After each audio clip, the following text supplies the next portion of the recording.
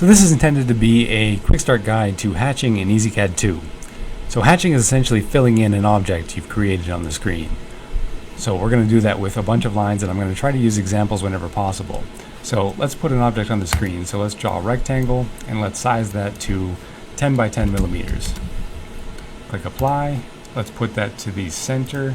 So I'm going to click this little button here. It'll send it to the center of the workspace and hopefully the center of our marking field as well. We're going to click this little hatch button right here, this big H. That gives us a bunch of options of how to fill in our object. So first we can start with mark contour. That's going to say, do you want to mark the outside line of this shape or not? This thing next to it is going to say, what order do you want to mark the hatch in, which is the fill lines, or the outside contour? If the one is inside the box, you're going to mark the hatch lines first and then the contour second. If it's outside, you are going to mark the contour first and then the hatch lines second. If it's unchecked, you're not going to mark the outside line at all. So we have three different hatches here, hatch 1, hatch 2, and hatch 3. They are all independent of each other. They all have the same options for settings. You can use 1, you can use 2, you can use 3, you can use all of them. But the key thing to remember is that if this enable box is checked, that means that hatch is active. If it's unchecked, it's not active. So for 2 and 3 were not enabled, those will not happen. So let's focus on 1 for the moment. So this enable button is going to say the hatch is going to happen, and then there's another button here called all calc. What that's going to do, I'll demonstrate this just by showing it on the screen. Let's draw a circle and let's put it right above, sort of up and to the left. And I'm going to click this A button here so we can resize everything to fit our screen. So you can see we have a circle and a square. So I'm going to select both objects. You can see they're both selected in the object list. And I'm going to click the H up on the top menu for hatch. I've got all calc selected. I'm going to change this just so it's simple to see. I'm going to change it to something massive like 1 millimeter, but you can ignore the numbers for a moment. This is just for demonstration purposes. I'm going to click OK, and you'll see that there's a line here, and there's a line here, and immediately following that line, parallel is, or collinear, is another line. And same down here, same down here, same right here. All it's doing is saying it's going to solve the object as intelligently as possible.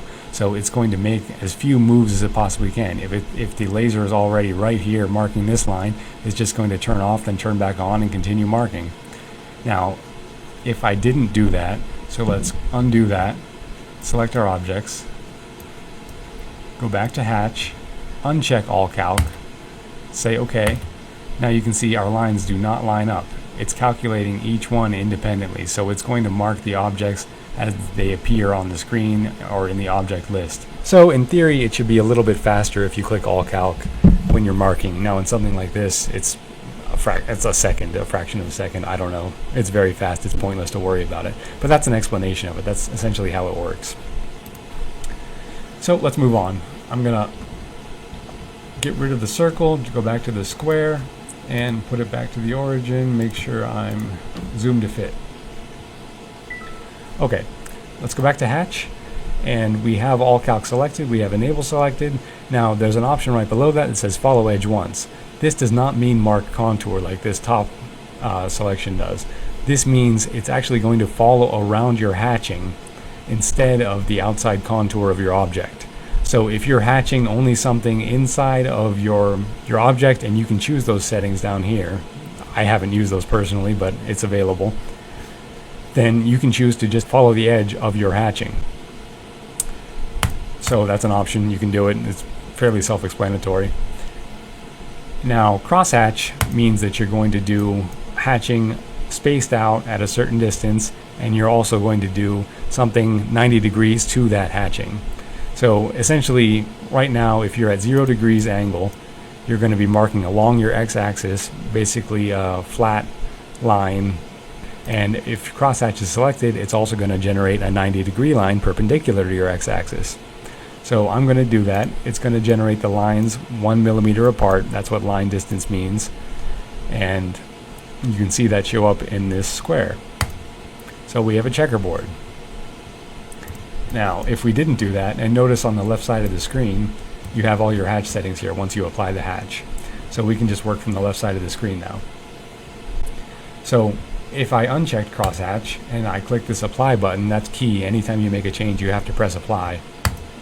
then we would just have our 0-degree lines and that's it. So if I change this angle to, let's say, 45 degrees, and I applied it, we'd have our lines occurring at 45 degrees to the x-axis. If I chose crosshatch, we would add lines perpendicular to those 45-degree lines. Pretty simple. So you'll notice I have this little design to the right of these settings. What this does is it allows me to choose a pattern for the marking. So I don't recall what the default is. I think it may be this. And what this does is it says it's going to mark from bottom to top, from left to right, always. So these red lines you're seeing here are sort of like repositioning lines. They're not actual marking lines. The blue line is the actual mark. So it would occur like this, and then we'd start back over here and occur like that, and that would be our connection. We'd just be making a bunch of horizontal lines. So to demonstrate that, let's change our angle back to 0 degrees, and let's get rid of the crosshatch.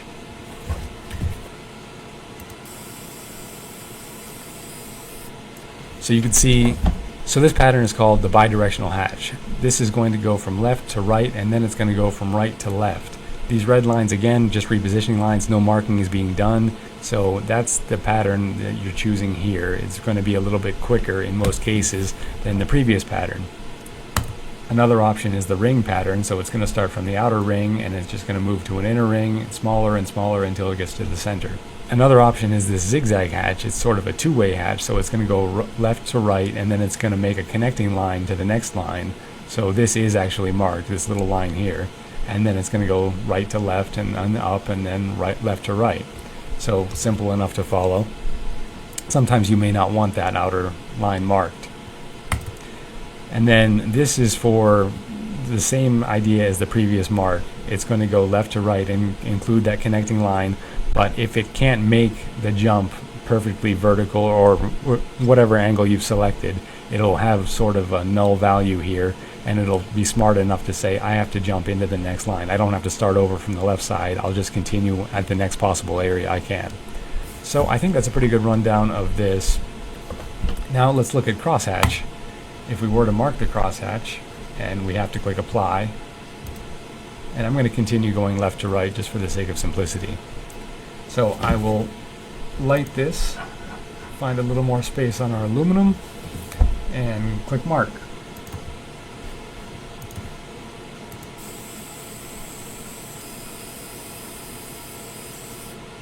So we marked the outer edge last again, and you can see we went from left to right. So if I change that angle to 45, and I click apply, and I find a little more space on our aluminum and light that, and I mark it.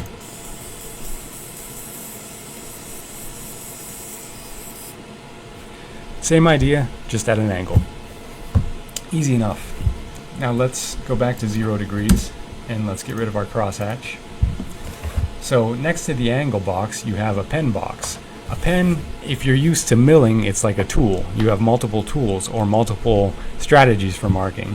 So this doesn't have anything to do with the direction, it just changes your parameters for marking. So over here on the right side of the screen we have 255 pens. So the default pen is going to be selected automatically. All you want to do here is choose that. You may have to uncheck this box if it's checked. And you also, depending on what version of EZCAD you have, you may have to deselect everything on the screen. Make sure nothing is selected. So I'm going to click off of my square. So I'm going to choose this 0, and I'm going to make sure this is unchecked. So you can choose a number of loops, so that'll run multiple times. For whenever this pen is called, it's going to run as many times as this loop dictates. You're going to choose the speed of marking.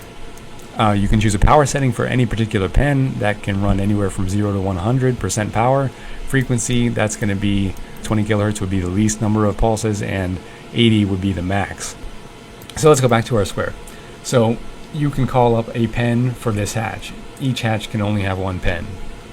Okay, one interesting quirk of the hatching is that there's a count here. So this is the number of times you want the hatch to occur. If you put a number in this box other than 1, that's how many times this specific hatch, this hatch 1, will occur. But if you put the number 1 in this box and press apply, which I didn't do. Put the number 1 in the box, press apply. Now it's going to either mark 1 time, or it's going to go over to your pens and say, what pen are you calling up? Pen number 1. It's going to mark 3 times. That's kind of an interesting quirk of this software. Let's just do a demo of that real quick. So I've got a bunch of things marked here already. So in EZCAD, I've got pen number 1 set to mark at 10 loops total. And our hatch is set to 1 loop. So in this case, since this is 1, it'll default to 10 loops on pen number 1. Let's not do 10 loops though, let's do 5. So that should be exactly what it does. It should do 5 loops if I mark it right now. Let's go ahead and do it and see what happens. I have to select that. There's 1, 2, 3, 4, and 5. And our outer contour. Now, let's leave pen number 1 exactly the same. So see, it still says 5 loops, but let's go back to our hatch and let's change the count just to 2 and apply it. It's going to mark 2 times. It will respect what you put in this box only if it's something other than 1. So if it's 1 and your pen also agrees that it's 1, it'll mark once. If it's 1 and your pen says 10, it's going to mark 10 times. If it's 2 in the hatch and your pen says anything, it's going to mark 2 times. So basically, if you put 1 here, it's going to default to whatever the pen has. If you put some number other than 1, it's going to mark that number. So if I put, let's say, 2 here, click apply, and let's notice that pen 1, if I can make it over there, says 5. It's going to mark 2 times then. Let's select it and let's mark it. And let's try not to do it right over top. Got a little bit of blank space left. So we're expecting to see 2 marks here. There's 1. There's 2. So that was 2 marks. That's how that works. The line distance is going to be the spacing between these lines. So if I put something very, very small, you would have a very, very tightly filled hatch. So 0.005 millimeters would be completely filled. So if I apply that, you can see it turned into a solid black square. Now that's going to take a lot longer to mark. Something like 0.05 might be fine, 0.01 might be fine. Depends on your material, it depends what kind of effect you're looking for. So for explanation purposes, 1 millimeter is a little bit easier to see. We can see each line individually. Now, since this is a 10 millimeter box, this next setting won't really be easy to explain. So we've got a 1 millimeter line distance selected here, so that means we have 1 millimeter between every single line we're marking. This average distribute line means each line is going to have the same space between it. If I uncheck that and I did something that wasn't an even amount, since our box is 10 millimeters, it'll go in evenly. But if I choose 1.3 and I click apply, you can see that we don't necessarily have the same distribution. We have a small box on the top and a small box on the bottom. So for the settings at the bottom of the hatch, I'm going to change this line distance to 0.05 millimeters, just so we can see the lines a little bit more easily. And I'm going to uncheck average distribute line. So edge offset means we're going to push our hatching inside of our outside contour by some amount. Let's say it's 1 millimeter. So I'll click apply, and you can see we have 1 millimeter of blank space surrounding our object inside the outer contour. I'm going to change that back to 0. Start offset just means the hatching is going to start inside your contour. So let's say it's 1 millimeter inside. And remember, we're marking in this pattern from left to right, from bottom to top. So it's going to start 1 millimeter from the bottom. If I click apply, we should have a 1 millimeter gap at the bottom. If I change that back to 0, we'll go back to a full hatch. Same with the end offset. If I change that to 1 millimeter, we'll have a 1 millimeter blank space at the top. For the next setting, line reduction, that's how far you can overhang your outside contour. So if I had 1 millimeter here, you would see we're marking from left to right, so it's going to be 1 millimeter inside the hatch. And for number of loops, that just includes a couple loops inside of your outside contour. And it's sort of like the ring strategy that we looked at up here, except it'll just apply the number of times you tell it to apply. So I'm going to choose the regular pattern we've been using. I'm going to put 2 loops, and you choose a loop distance as well. Let's just leave it at 0.5 millimeter. Click apply. You can see we have 0.5 millimeter loops outside of our hatch before the hatch starts.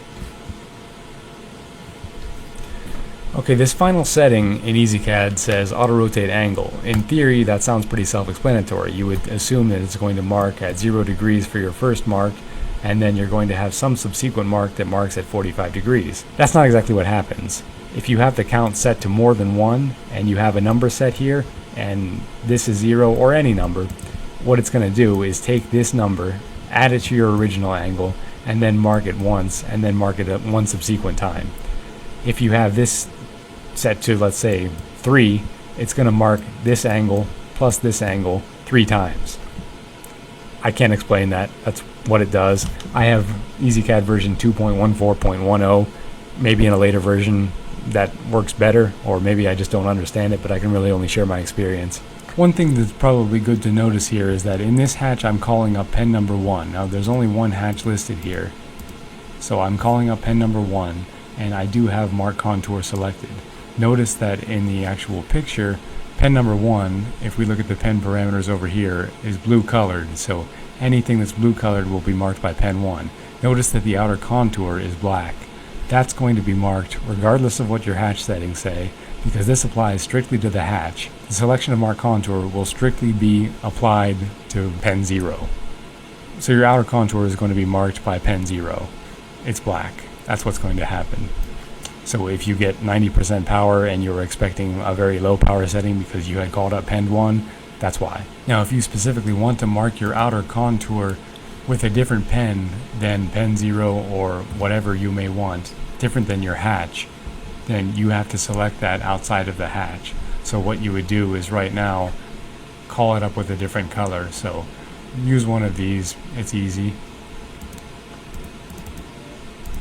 Let's just say we want to use pen 3. So now you'll see that outer line is green. So that'll be marked with pen 3. Now we can hatch it, and let's say we're going to hatch with pen 1. You can see our outer line is still green and our inner lines are going to be blue. So just keep that in mind. The mark contour does not apply to the pen you call up. It applies to whatever color's on the screen. And that's kind of the easiest way to set it. Well, thanks for watching, and I hope this is going to be of some use to people just getting started with EZCAD.